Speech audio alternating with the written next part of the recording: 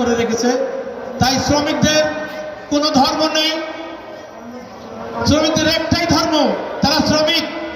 আর এই শ্রমিকরা ঐক্যবদ্ধ হলেই তাদের ভাগ্যের পরিবর্তন হবে, এই মালিকানা ব্যবস্থা উচ্ছেদ হবে।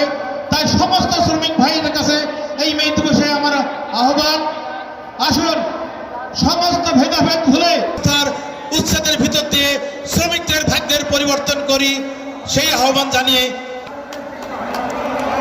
সংগ্রামী ভাই ও বোন নেতৃবৃন্দ আছেন আমাদের মাঝে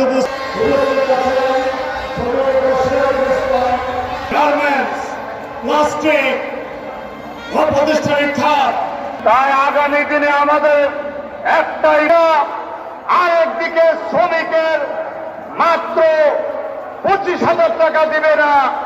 এই বাংলাদেশ আমরা মানি না, শ্রমিকরা এই বাংলাদেশ পাল্টিয়ে দেবে। বন্ধুগণ, এখন আপনাদের সামনে বক্তব্য রাখবেন। আমরা সেই যদি হিসাব করি তাহলে আমরা আগে 139 বছরে আছি।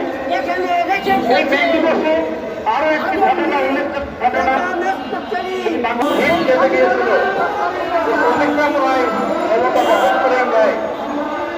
দারুণ ঘটনা। মালিকানা ব্যবস্থা করতে আসে, শ্রমিক আইন বাংলাদেশে চালু করতে হবে। আমার বন্ধু, সুতরাং শ্রমিকের গায়ের ঘাম শুকানোর আগে করতে হবে।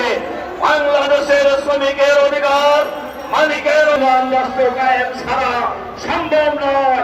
কাজে আমাদের লড়াই, আমাদের সংগ্রাম বাংলাদেশের সকল শ্রেণীকে করে আমরা শ্রমিকের মুখে আগামী দিনে সেই অঙ্গীকার জানিয়ে আমি